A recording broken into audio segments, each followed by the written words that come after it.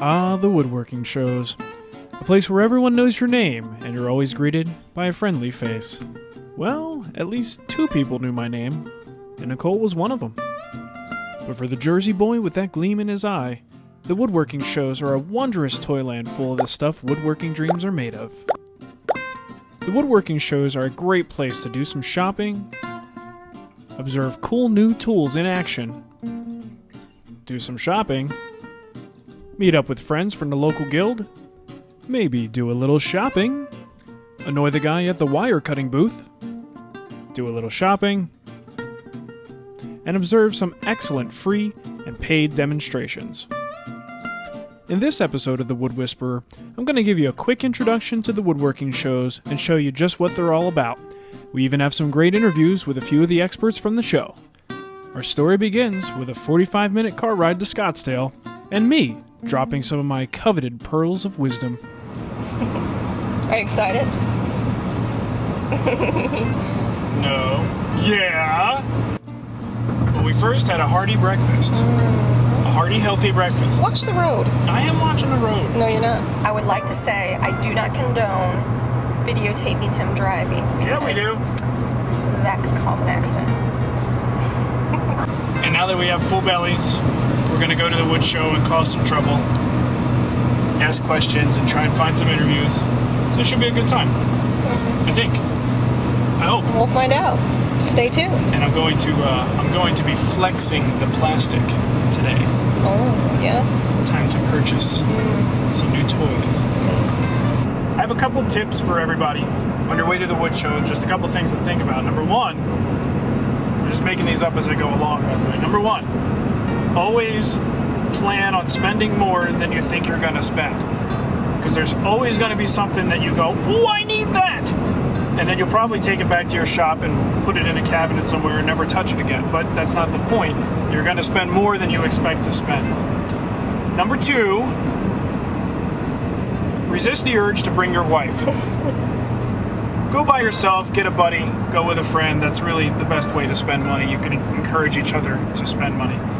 And the funny thing is, as you go to these shows, there's nothing funnier than watching the husband walk around, and it's sort of the role reversal that you see when you're at the mall, and the husband is tailing the wife, and she's having the time of her life. Same thing here, it's just reversed, where the guy's walking around like a kid in a candy store, and the wife has a pout on her face. Maybe she has a Diet Coke.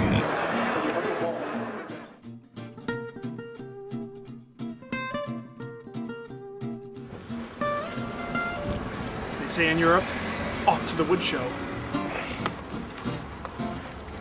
As they say in Sweden, burny burning. What does that mean? Or as they say in Jersey, let's go to the wood show. Oh! The first things you notice at the woodworking shows are lots of people and lots of tools. I mean, lots and lots of tools. Pretty much every major tool manufacturer is present here. And if you're anything like me, you like to get a little hands-on time before making a major purchase. That's not an option when you're buying online, but it sure is here at the woodworking shows. If you adventure a little further into the show, you'll soon come across numerous live demonstrations and seminars. Believe it or not, they're all free. There are paid seminars that you can sign up for on the Woodworking Show's website at thewoodworkingshows.com. Now let's listen in for a moment on this seminar given by Jim Hoyle. Type of veneer, put a whole bunch of patches in it. They look like small footballs where they've cut out a bad spot and they put another piece of veneer into that spot. Works very well for projects where you're only going to see one side. So you can easily use that and save a lot of money by buying what's called shop grade plywood. On the other side of that is what's called cabinet grade plywood. That's what this is. Both sides of this are just as nice.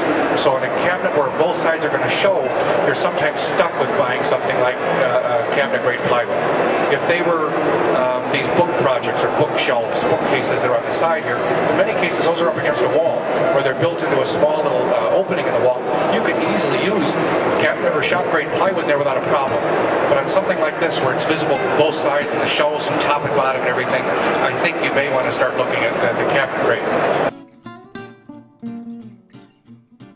I was actually at the hot dog stand and I ran into some guy who we're going to ask a few questions. Actually, this is Jim Hoyle. He's a master craftsman for Wood Magazine and also the representative here at the show today. We're going to ask him some questions about the show. How you doing, Jim? Nice to see you. Good to see you. Now, let's see. I'm just going to be completely unprofessional here. So what is your role here at the show today? What I'm doing for the shows is representing Wood Magazine and a few of my sponsors and providing 3 different projects during the weekend. One of the old ideas was to have one project and kind of expound on it over a 3-day period. But for a lot of people, if they didn't like that project, then they didn't come back again. Or if they saw one part of it, they see a table and they say, well, I'm not into tables. Right. So I came up with 3 different projects which we think add interest across the spectrum of different woodworking tools and techniques. So my job in here is to spend 3 days teaching 3 different types of projects and giving people tips and techniques. Okay, that's awesome. What would you say is your favorite thing about working at the shows? What do you like the most about your job here? Well, the travel. I know it sounds lousy, but the people in the area, every different community has a unique group of people, and every part of the country is unique. So as we see woodworkers, and woodworkers are very nice people to begin with, sure. Just you find some interesting people, and with my connection with the magazine, I get a chance to see what the average person thinks about our magazine. Rather than have an editorial viewpoint, mine is actually based on content. It's whatever these people are looking for. I get a chance to talk to them, and then I bring that back to the issue. Oh, fantastic. Now, what would you say, if there is one, what would the mission of the woodworking shows be? What is their ultimate goal to the woodworking community? I'd like to say that the Woodworking Show's ultimate goal is to provide a learning experience from both the beginning to the advanced woodworker in any way they possibly can. I have a feeling that over time, shows in general like this are going to morph, though.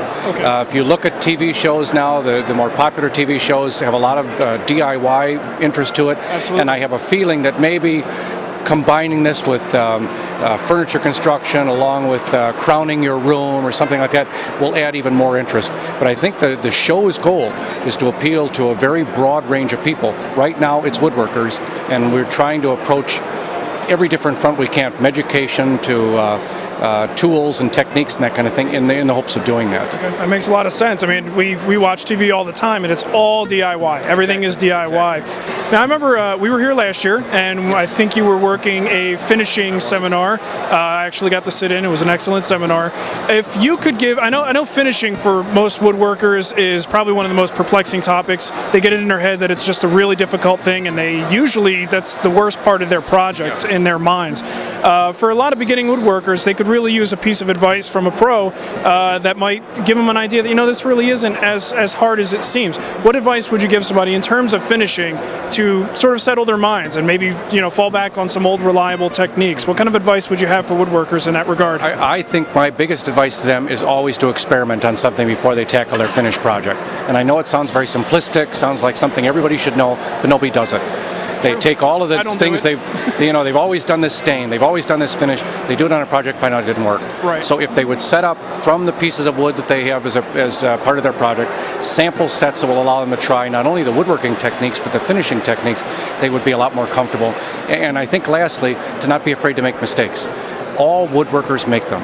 I think that they feel that a better woodworker never makes them, and it's just the better workers found ways to disguise the mistakes they made. Okay. And if they would learn to lay back a little bit and be a little bit more understanding, I think that they'd be just fine. That's good advice there. Jim, thanks very much. I appreciate it. Thank you. Have fun at the show, and we're going to check out your seminar in a few minutes. Sounds great. Great. Thank you. Thanks. See you. So what do you have for us here at the Woodworking Show? This is the best assembly system on the market. It's a 3D square. Okay. Can you give us a little demo of it? I'd love to. No matter how many years you do this, holding parts together just doesn't get any simpler. I know. You only have 2 hands, right? That's correct. And so, now you got 3. You stick a 3D square into your project, that does 2 things for you. The first thing it does is it just holds those parts together so they don't fall down every time you touch it. But the really cool thing is it actually squares up your project, and it keeps it square even when you put on your glue clamp. Now, a lot of times you put a glue clamp on a project and it racks everything out of square. And then, of course, the glue's drying, the clock's ticking, you're clamping those diagonals together trying to fix it. Now you put on a glue clamp, the 3D square holds everything in alignment, and you got yourself a square project. Well, that's pretty cool. Isn't that cool? That's very cool. Now that works because they're precise. We machine them, guarantee them plus or minus 2/1000 of an inch over the whole length of the square. That Incra Square is guaranteed at 1/1000th of an inch, so that shows you how precise we are. We're actually the 4th most precise square in woodworking. Okay. Bridge City and Starrett, they're the Cadillacs. Incra's the 3rd most precise at 1/1000th of an inch. So we're only the 4th most precise, but we're the 1st in assembly. There you If go. you're doing a bigger project like a bookcase and a cabinet, you know, even when you've got help in the shop, you can't hold this many parts Right. together. Well, now you set that square where you need it. That first clamp anchors the square. Look at how easy that is. That holds everything steady, keeps it square. You can assemble large projects all by yourself. Well, thanks so much. Thank you very much. All right. Appreciate it. Yeah. Be sure to check out part 2 of our Woodworking Show episode, where we have a few more interviews and some more senseless babble coming out of my mouth.